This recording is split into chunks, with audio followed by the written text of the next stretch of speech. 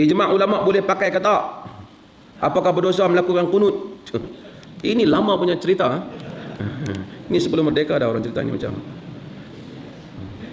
Buat dalil akikah dan dendam. Sambut maulid, adakah bid'ah? Pertama, ijma' ulama ni bukan maksud pendapat ulama. Ijma' ulama, saya dah tak cerita biasa sekali lagi. Ijma' ulama ini ialah ittifaqu jami'il mujtahidin fi asrin minal usur ba'da wafatin Nabi sallallahu alaihi wasallam. Ijma' ulama maksud dia bukan ijma' sepakat ulama. Kalau dah sepakat ulama nak pergi tanya ulama PAS ke ulama UMNO pula. Ijma' ulama maksudnya kesepakatan seluruh mujtahidin. Mujtahid bukan daftar ahli jadi dewan ulama termasuk persatuan ulama tu.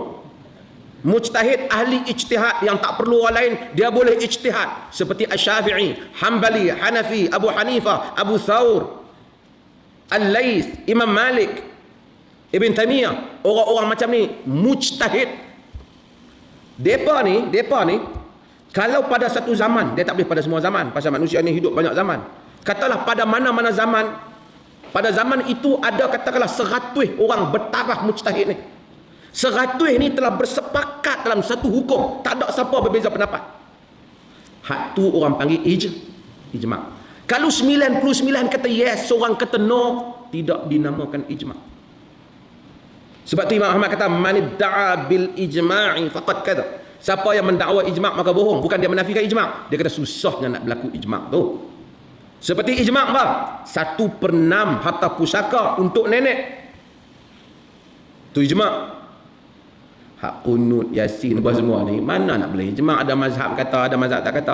Mai orang hak tak erti apa, dia pergi ceramah, dia ingat dia pun pandai, abang ambil lesen motor L, dia mai habaq kata, ni kita aman, ni ijma' ulama. Hang faham makna ijma' ulama tu apa? Itu pendapat lebay kampung hang.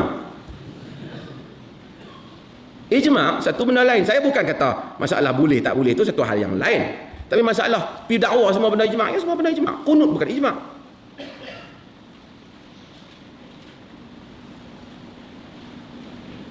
Kalau orang tu ustaz atau guru, kata mufti pun sekali, hak ada kat Malaysia ni ke, hak mana setakat ni bukan mujtahid lagi. Semua hak ada buka kitab orang ni. Duk kata, hak tu. Kata Dr. Qaradawi, ijma'ul muqallidin la yu'tabar. Ijma' geng hak duk ikut orang tak pakai. Ijma' hak jadi ijma' tu mujtahidin. Dia kena tarah macam Imam Syafi'i, Hanbali tu. Depa tu kena ijma'. Setakat hak duk baca ayat malam-malam Jumaat tu, ni sepakat ni mendapat ijma' ulama, tak pakai.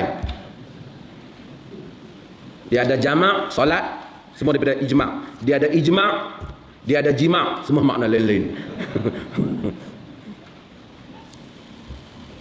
Tak lawan abang. Wassallallahu ala